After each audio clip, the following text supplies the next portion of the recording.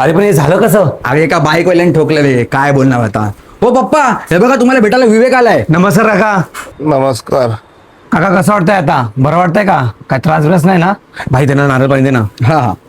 हा बरं वाटतंय आता. अहो काका, यावेळी जरा सावकाश गाडी चालवायची. अरे यार सुजल समजाव जरा. अरे मी त्यांना नेहमी सांगत असतो, त्यावेळी ते गाडी पळवायच्या मागे असतात. अहो पप्पा, पण ह्याला तुम्ही ओळखला का? हा कोण आहे ते?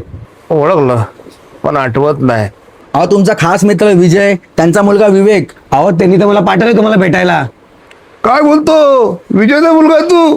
अरे विजय माझा लय भारी मित्र रे, जीवाला जीव धरला मित्र माझा. एवढा माझ्याकडे धावण्याचा मग कसा काय गेला रे? मला सोडून कसा काय गेला? अरे सॉरी अरे काय म्हणताय, माझ्या पप्पा जिवंत आहे, सांग जरा. अरे थोडं डोक्याला लागले त्यांच्या म्हणून तसं करतात. ओ पप्पा, हो अहो ते समीर काका आहे ना, समीर काका तुमची आठवण काढत होते, विचारत होते तुम्हाला, माहितीये का? अरे तो पण चांगला होता रे, कसा काय गेला काय माहिती. अरे हे ना इथे कुठं पागल मला टाकेल ना, सगळ्यांना मारायला उठले. अरे विवेक ऐक ना, विवेक. अरे, अरे विवेक